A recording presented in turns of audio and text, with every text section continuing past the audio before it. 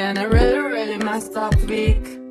Some days torture, some days better. La la la, la la la.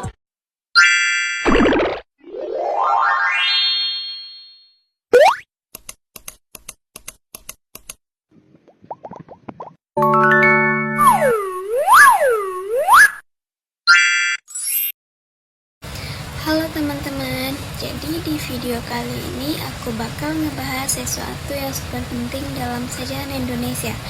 Judulnya Reformasi 1998, yaitu Jalan Panjang Demokrasi Indonesia. Ini materinya yang sebenarnya berat, tapi santai aja, kita bahas dengan bahasa yang gampang dicerna.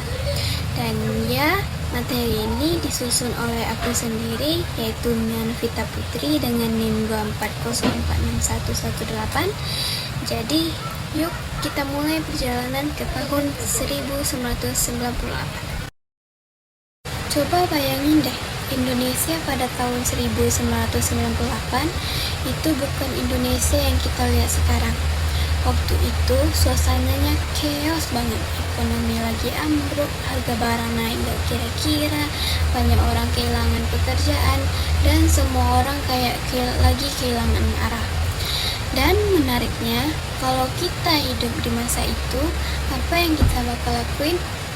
Diam aja atau ikut bersuara? Nah, pertanyaan itu penting, karena generasi muda waktu itu, apalagi mahasiswa itu memilih buat nggak diam aja, mereka itu ikut bergerak. Sebelum lanjut, ada beberapa pertanyaan yang sering muncul kalau kita belajar reformasi 1998. Pertanyaan pertama, apa sih penyebab utama krisis dan kerusuhan waktu itu? Pertanyaan kedua, siapa aja tokoh, kelompok, atau pihak yang punya peran besar di balik reformasi? Dan pertanyaan terakhir, setelah semua itu terjadi, apa aja sih perubahan yang kita rasain sampai hari ini? Nah, ketiga pertanyaan ini bakal kita jawab pelan-pelan. Jadi santai aja ya, kita nikmatin alurnya. Reformasi itu bukan peristiwa yang terjadi dalam semalam. Bukan kayak tiba-tiba orang bangun tidur lalu bilang, sudahlah kita reformasi aja. Gak gitu. Ini adalah hasil dari masalah yang menumpuk selama puluhan tahun pemerintahan Orde Baru. Bayangin aja, selama lebih dari 30 tahun, Indonesia berada dalam satu kepemimpinan yang sama. Stabil sih, tapi di balik itu ada banyak masalah. Contohnya korupsi, pembatasan kebebasan, dan kekuasaan yang terlalu terpusat. Lalu masuklah awal tahun 1998, yaitu krisis ekonomi Asia meledak. Nilai rupiah jatuh gila-gilaan sampai belasan ribu per dolar. Harga beras, minyak, telur segalanya naik. Masyarakat mulai kesulitan memenuhi kebutuhan hidup dasar. Nah, tekanan ekonomi ini jadi pemicu utama orang mulai bilang ini nggak bisa dibiarkan lagi.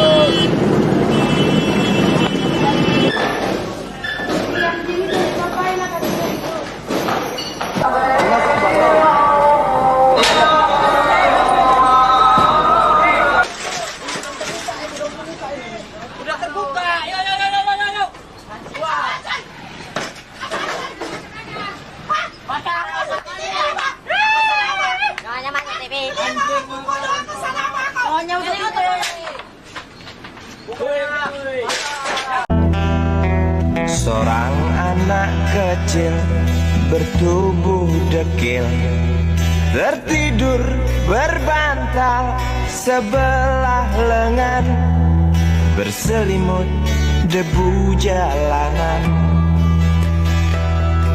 rindang pohon jalan menunggu rela. Kawan setia sehabis bekerja, siang di seberang sebuah istana. Siang di seberang istana sang raja.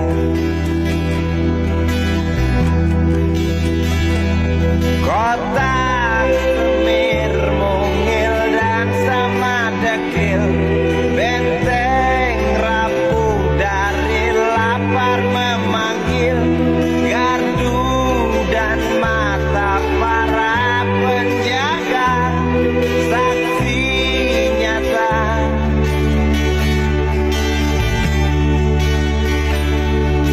Yang sudah terbiasa.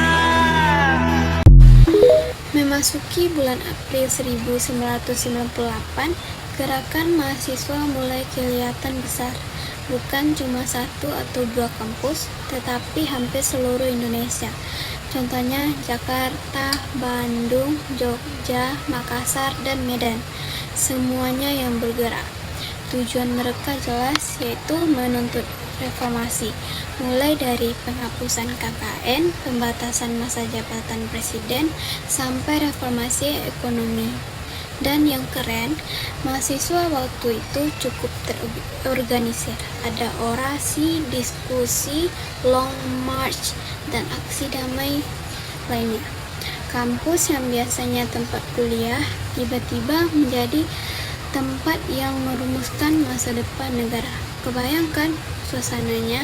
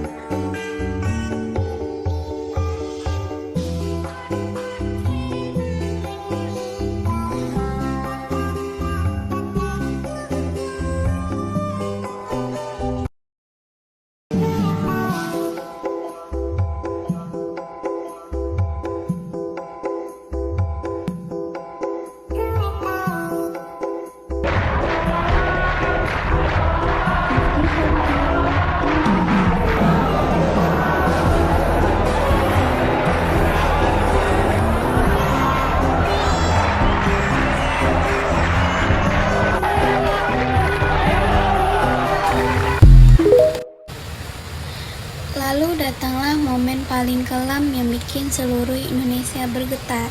Pada tanggal 12 Mei 1998, kampus Trisakti Jakarta mengadakan aksi damai.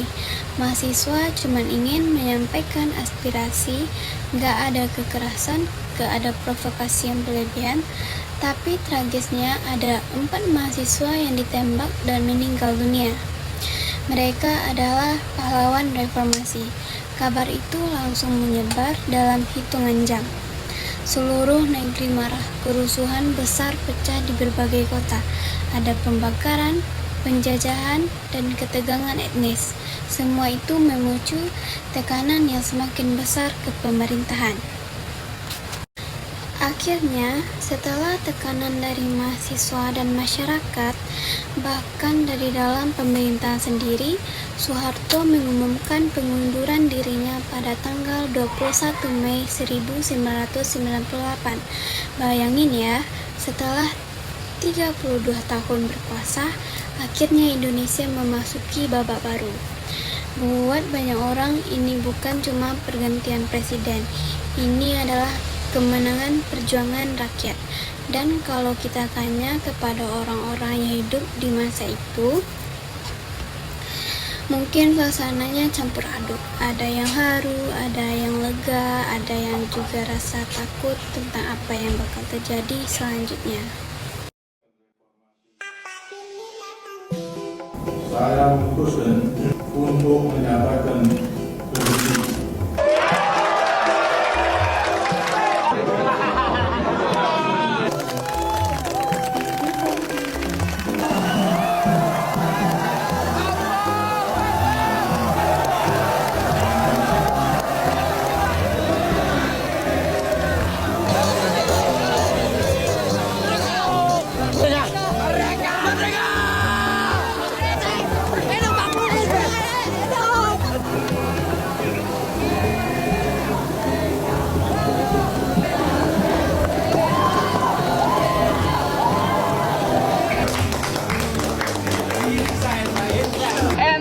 I'm happy. We want to have Suharto and all.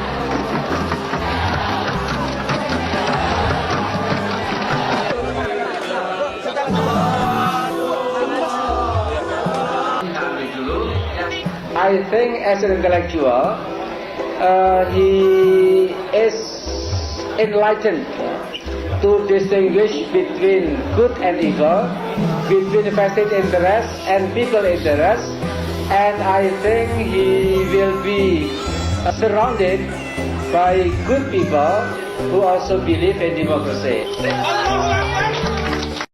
Kalau kita simpulkan, reformasi terjadi bukan cuma karena satu faktor. Ini terjadi karena kombinasi dari banyak hal, contohnya krisis ekonomi yang parah banget, terus gerakan mahasiswa dan rakyat yang konsisten, terus media yang mulai berani memberitakan, tekanan internasional, dan ditambahnya semakin hilangnya kepercayaan publik terhadap pemerintahan Soeharto. Semua faktor ini menumpuk sampai akhirnya perubahan jadi nggak bisa dibendung lagi, kayak bendungan yang akhirnya jebol. Sekarang pertanyaannya, apa sih makna reformasi 1998 itu buat kita yang hidup di zaman sekarang? Buat aku pribadi ya, reformasi itu adalah simbol keberanian. Karena kalau dipikir-pikir, generasi muda saat itu berani mempertaruhkan nyawa untuk memperjuangkan kebebasan dan demokrasi yang hari ini bisa kita nikmati. Kita sekarang bisa ngomong di media sosial, bisa mengkritik kebijakan, dan bisa memilih pemimpin setiap 5 tahun. Itu semua dampak dari reformasi. Makanya reformasi itu bukan hanya kisah masa lalu, tetapi juga pengingat bahwa negara ini bisa berubah kalau kita rakyatnya bisa bersuara. Ketika kita melihat perjalanan reformasi 1998, ada satu hal yang paling terasa adalah pesan moralnya. Perubahan besar nggak datang kalau kita cuma diam dan berharap. Perubahan datang dari keberanian. Karena keberanian untuk bilang ini salah, keberanian untuk bersuara, keberanian untuk bergerak, dan reformasi adalah bukti nyata bahwa keberanian rakyat bisa mengubah arah sejarah. Biar kalian tahu, materi ini aku rangkum dari buku Sejarah Indonesia kelas 12 Kurikulum Merdeka, artikel-artikel Kompas tentang reformasi, dan beberapa video dokumenter dari CNN Indonesia. Jadi tenang, informasi video ini bukan cuma asal ngomong, tetapi aku susun dari sumber terpercaya. Terima kasih banget udah nonton video aku sampai akhir. Mudah-mudahan penjelasan aku tadi bikin kalian lebih paham dan bisa membayangkan suasana Indonesia pada masa reformasi. Semoga video aku ini membantu. Sampai ketemu di video selanjutnya. Dadah semuanya. Terima kasih.